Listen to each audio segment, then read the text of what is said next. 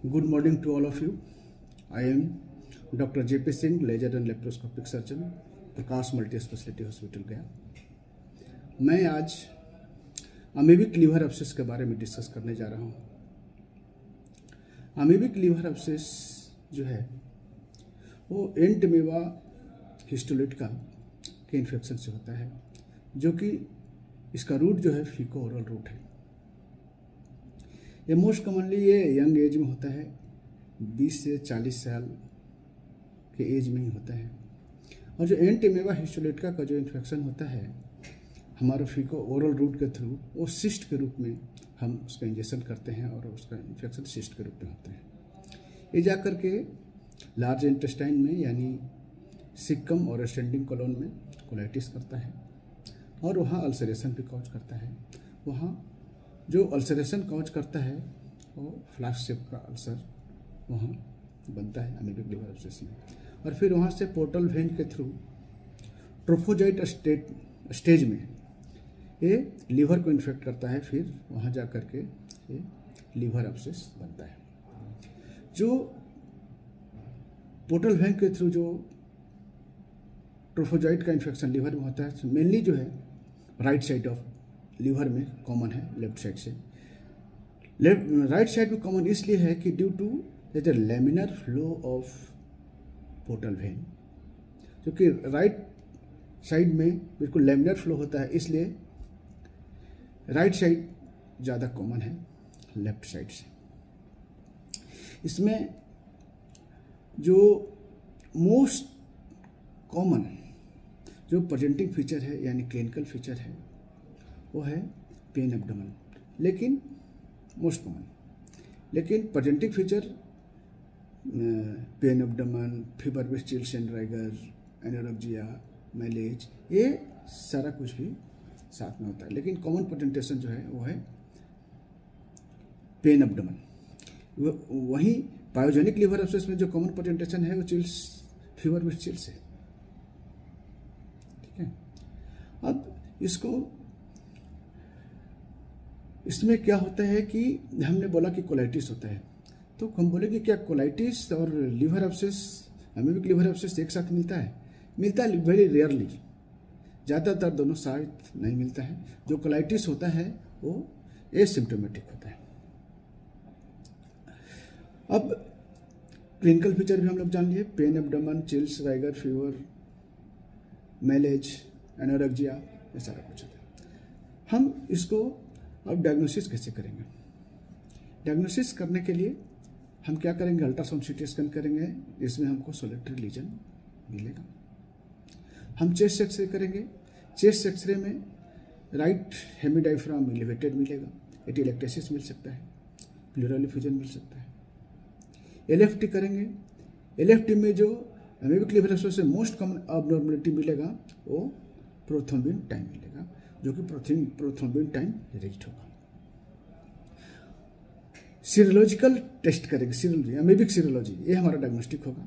Amoebic serology positive होगा, लेकिन हम अगर पस को एस्पिरेट करके कल्चर के भेजेंगे तो जनरली स्टेराइल होगा, हमें नो ग्रोथ हमें मिलेगा। और जो पस एस्पिरेट करेंगे उसका colour reddish brown anchovy sauces colour हमें मिलता है। ये हमारा अमीबिक लीवर एब्सेस का बिल्कुल करेक्टरिस्टिक है। यह हमें बिल्कुल याद रखना है। क्या? रेडिश ब्राउन एनकोवी पेस्ट यानी sauces colour, this is the characteristic है अमीबिक लीवर एब्सेस का। अब हम इसको ट्रीटमेंट पर आते हैं। इसके ट्रीटमेंट के लिए जो ड्रग ऑफ चॉइस है मेट्रोनिडाजोल है। Metronidazole 750 milligram oral, TDS for 10 to 15 days। Generally by the oral route 3 to 5 days में हमारा इसका रिस्पॉन्स पता चल जाता है।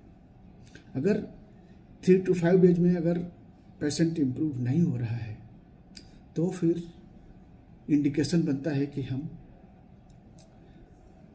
लीवर एब्सेस को एस्पिरेट करें और फिर उसको कल्चर के लिए भेजें। उसके बाद जो भी है उसके साथ मैनेज करें। तो लीवर एब्सेस का एस्पिरेशन का और क्या क्या इंडिकेशन है?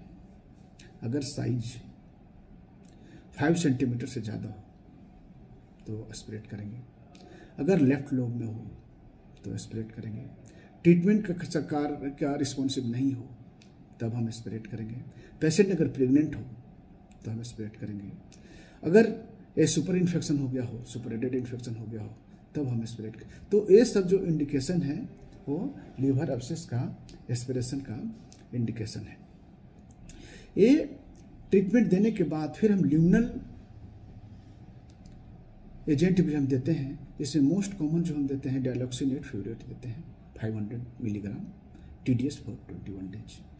और अदर ल्यूमिनल एजेंट भी हम देते हैं, लेकिन सबसे ज़्यादा इफेक्टिव जो है डायलॉक्सिनेट फ्यूरेट है। इसमें और कौन कौन से देते हैं, आइडोक्विनोलोल देते हैं, पेरोक्सोमाइसिन देते हैं, ठीक है। ये हम बाद में देते हैं आफ्टर एक्यूट ट्रीटमेंट होने के बाद।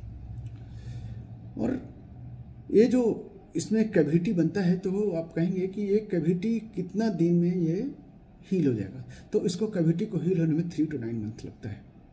3 to 9 मंथ, कभी कभी 1 ईयर भी लगता है। कॉम्प्लिकेशन जो है अमीबिक लीवर एब्सेस का जो सबसे ड्रेडेड कॉम्प्लिकेशन है वो रप्चर है। और ये जो फैक्टर है रप्चर होने का वो सबसे मोस्ट कॉमन फैक्टर है size of abscess. Size of abscess क्या है वो डिपेंड करता है कि रप्चर होने का कितना चांसेस है।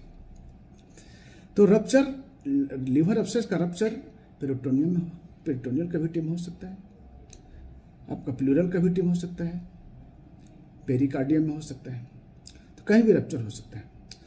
अगर पेरिटोनियल कैविटी में रप्चर होता है तो हमें पेरिटोनाइटिस के सारे फीचर मिलेंगे, pain abdomen, peritonitis, guarding rigidity, patient sepsis में होगा। तो इसको मैनेज करने के लिए हम या तो लेप्रोस्कोपी मैनेज करेंगे या लेप्रोटोमी करेंगे। मोस्ट ऑफ द केस लेप्रोस्कोपिकली ये मैनेज हो जाता है, कभी किसी किसी केस में हमें लेप्रोटोमी करना पड़ जाता है। और फिर हम मेडिकल ट्रीटमेंट भी अगर कर रहे हैं और पेशेंट इम्प्रूव नहीं हो रहा है, उस केस में भी हम लेप्रोस्कोपी या लेप्रोटोमी द्वारा भी हम इसका ट्रीटमेंट करते हैं।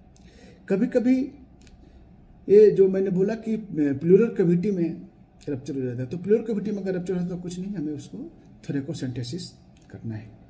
कभी कभी ब्रोंकियोल्स में रप्चर हो जाता है, तो उसको मैनेजमेंट करने के लिए हमें ब्रोंकोडायलेटर, मेनली कंजर्वेटिवली, वो ठीक हो जाता है। हम अगर कंजर्वेटिव मैनेज कर रहे हैं तो फॉलोअप कैसे करेंगे? तो फॉलोअप के लिए हमें अल्ट्रासाउंड करना है weekly for 1 month, looks for the size बढ़ रहा है घट रहा है, और 1 महीने के बाद 4 वीकली के बाद फिर मंथली 1 ईयर तक हमें उसको फॉलोअप करना चाहिए। तो ये सारा जो है आपको मैंने बताया कि लीवर एब्सेस का ईटियोलॉजी क्या है, लीवर एब्सेस का पैथोजेनेसिस कैसे होता है, जैसे जो कि मैंने बताया कि इंटेस्टाइन से पोर्टल वेन के थ्रू आपका लीवर में जाता है, इन्वेस्टिगेशन कैसे करेंगे, ट्रीटमेंट कैसे करेंगे, ये सब हम आपको लीवर एब्सेस के बारे में हमने आपको बताया। Thank you, all the best.